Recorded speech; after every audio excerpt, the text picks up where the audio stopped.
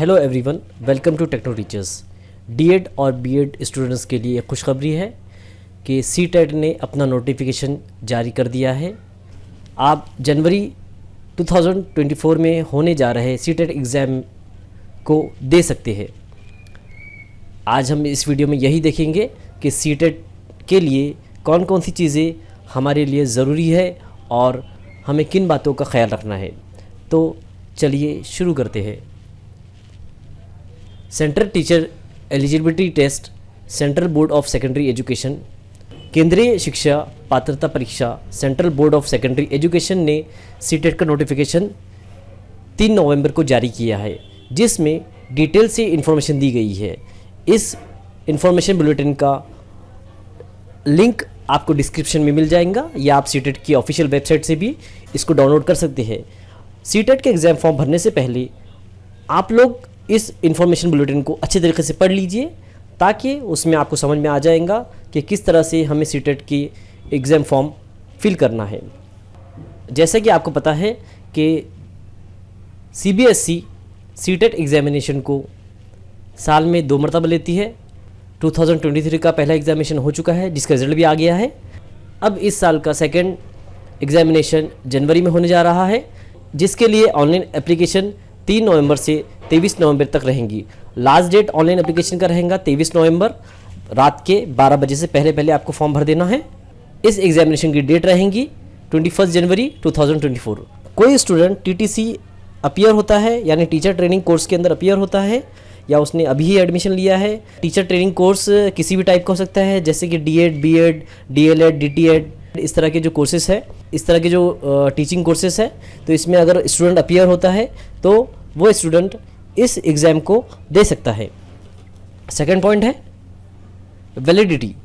पहले ये होता था कि सीटेट की वैलिडिटी सिर्फ 7 साल की होती थी, अभी इसे लाइफ टाइम कर दिया गया है। आप डिजी लॉकर के ज़रिए अपना रिज़ल्ट और सर्टिफिकेट हमेशा अपने पास रख सकते हैं। इसी तरह आप लोगों के लिए गुड न्यूज़ ये है कि सीबीएसई ने इस एग्ज़ाम को ऑफलाइन रखा है। एक ही दिन में ये एग्ज़ाम हो जाएगा। 21 जनवरी 2024 का ये एग्ज़ाम रहेगा। ऑनलाइन लेने में प्रॉब्लम ये होता था कि एक एलिजिबिलिटी टेस्ट को ड्यूरेशन बहुत ज़्यादा बढ़ जाता था। अराउंड 30 डेज़ के अराउंड ये एग्ज़ाम चलते थे, फिर उसका रिज़ल्ट आता था, और जिसमें जो है तो बहुत सारी कठिनाइयों का सामना स्टूडेंट को करना होता था। तो सीटेट ने इसको ख़त्म करके अब दोबारा ऑफलाइन पद्धति के अंदर इसको लेकर आ गया है। कोविड पीरियड के अंदर इसको ऑनलाइन किया गया था, अब इसे वापस से ऑफलाइन कर दिया गया है और ओएमआर शीट के ज़रिए से ये एग्ज़ाम लिए जाएंगे।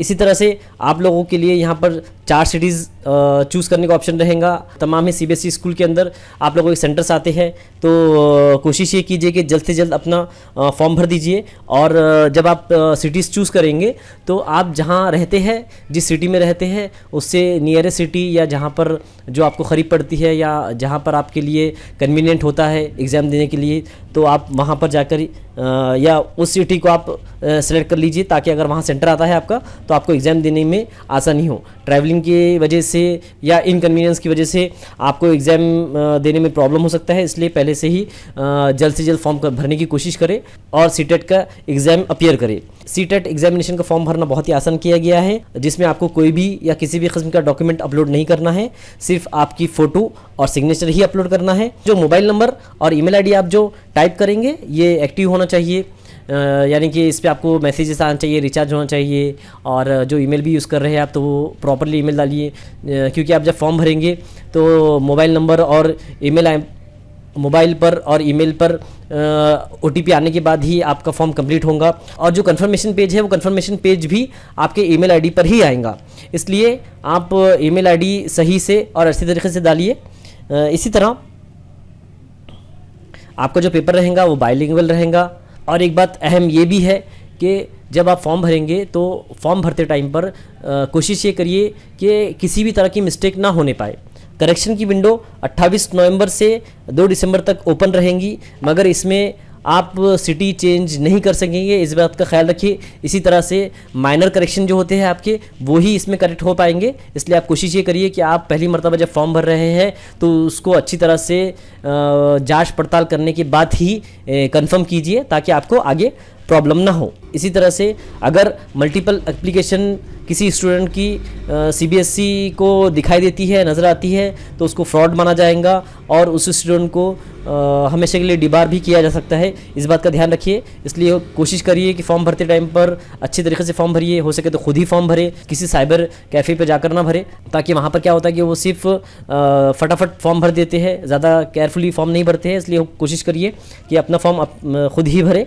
सीटेट का एग्ज़ाम देने के लिए एज लिमिटेशन नहीं है, कोई भी एज ग्रुप का स्टूडेंट इसको अपीयर कर सकता है। सिर्फ एलिजिबिलिटी होना चाहिए, डीएड या बीएड वगैरह उसने किया हुआ होना चाहिए। सिलेबस पेपर फर्स्ट और पेपर सेकंड, इस तरह के 2 पेपर होंगे। पेपर फर्स्ट प्राइमरी स्टडीज़ के लिए, जो कि क्लास 1 to 5 के टीचर्स के लिए होगा, जिसमें 5 सब्जेक्ट होंगे: child development pedagogy, language 1, language 2, mathematics और एनवायरमेंटल स्टडीज़। और हर सब्जेक्ट में 30 MCQs होंगे और जिनके लिए 30 मार्क्स रहेंगे। आप लोगों को जनरल कैटेगरी के लिए 90 मार्क्स लाना ज़रूरी है और रिजर्व कैटेगरी के लिए 82 मार्क्स होना ज़रूरी है। इसी तरह से पेपर 2 भी 150 मार्क्स का होगा, जिसमें 150 MCQs होंगे, जिसमें पहला subject child development and pedagogy होगा, सेकंड वाला लैंग्वेज 1 होगा जो कि कंपलसरी होगा, थर्ड वाला भी कंपलसरी होगा जो कि लैंग्वेज 2 होगा। उसके बाद मैथमेटिक्स एंड साइंस, इसके लिए 60 MCQs होंगे। जो 4th सब्जेक्ट होगा वो मैथमेटिक्स और साइंस या फिर सोशल स्टडीज़ पर होगा। जो भी स्टूडेंट ने बीएड में सब्जेक्ट चूज़ किया था उस लिहाज से उसको अपना ऑप्शन चूज़ करना होगा। तो पेपर 1 में 5 सब्जेक्ट होंगे और पेपर 2 में 4 सब्जेक्ट होंगे। अब आपको यहाँ पर उसकी स्टडीज़ किस तरह करना है। सीबीएसई जो सीटेट का जो एग्जामिनेशन कंडक्ट करता है वो बहुत ही अच्छे तरीके से कंडक्ट कर रहा है, मगर इस बात का ख्याल रखिए कि जो जून में सीटेट का जो एग्ज़ाम हुआ था, जो उसका लेवल था उसको इंक्रीज़ किया गया था। 17th सीटेट एग्जामिनेशन का लेवल थोड़ा टफ कर दिया गया था, बहुत सारे बच्चे इसमें एलिजिबल नहीं हो सके। तो आप अपनी तैयारी को पक्की कर लीजिए। चूँकि सीबीएसई इसको कंडक्ट करता है इसलिए मैं आप लोगों को सजेस्ट करूंगा वो पेपर 1 के लिए एनसीईआरटी के 1 to 5 तक की बुक रिफ़र करें। इसी तरह से 6 to 8 के लिए भी आप एनसीईआरटी की बुक्स रिफ़र कर सकते हैं। इसी तरह जो प्रीवियस ईयर्स के पेपर से आप इनको भी अच्छे तरीके से देख लेंगे तो आपकी स्टडी बहुत आसान तरीके से हो जाएंगी। तो ये इस तरह की इन्फॉर्मेशन थी। सीटेट एग्जामिनेशन देने वाले तमाम ही स्टूडेंट को बेस्ट ऑफ लक। इसी तरह के इन्फॉर्मेशनल वीडियोज़ के लिए हमारे यूट्यूब चैनल से बने रहिए। Thank you.